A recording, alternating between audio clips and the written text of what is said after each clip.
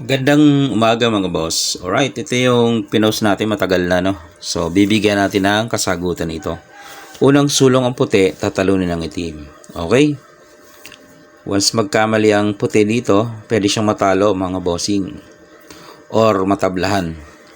Kasi ang hinahanap natin dito dapat ay manalo ang puti, no? For example, ang ginawa ng puti ay dito.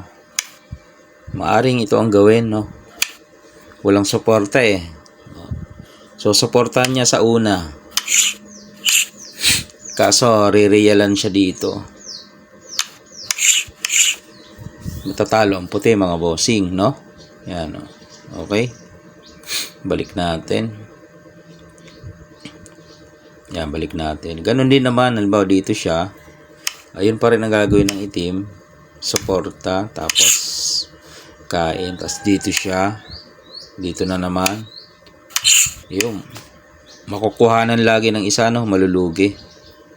Okay. Pag nagpa-atras naman siya o nagpa-abante, ayun talaga, meron talagang ano. Okay. Kung dito naman siya, dito ang itim. Ngayon, pag pumasok ka dyan, dito ang itim. Pag dumama ka, captured yung dama mo, pwedeng mauwi sa draw. Okay? So, ano ba yung tamang paraan para manalo ang puti? Ayan, yan ang ating i-discuss. Okay? Kasi dito, namilipit ang puti. Dito, ganun din. So, ano ba ang tama? Ito yung tama. Tama na to eh. Okay na to eh. Yan. Okay na ang sulong na yan. Siyempre, iilag yan. Ngayon, siyempre, papasok ka dito. Huwag doon, no? Pwede siyang tumabla. Pasok ka dito. Okay? So, iilag itong itim. Yan. Ang pagkakamali dito ng puti ay dumama siya. Natakot. Ito ang tama. May lanse dito eh. Yan o. A3. Yun. Malupit na lanse. Kakain ng itim. Ngayon, ipapakain mo lang ito. Ayan, sikreto dyan.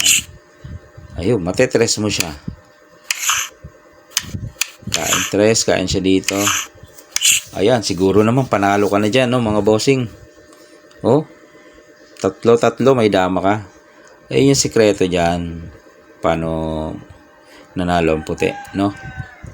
Balik tayo. Paano kung dito siya? Pwede naman, kain.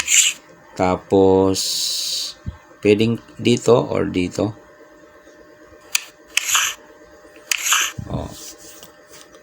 Kahit ganyan ang ginawa, lamang ka pa rin sa pyesa. 2, 4, 6. Kanya, 5. Di ba? Kahit saan siya doon lumagay, may pag-asa kang manalo kasi dito, lamang ka na ng isa eh. I-maintain mo na lang yan at siguradong panalo na. Okay? So, nasagot na natin to. Matagal na to, no? Hindi nakuha ang sagot dito. Kaya, tayo na lang nagbigay ng tamang solusyon. Alright.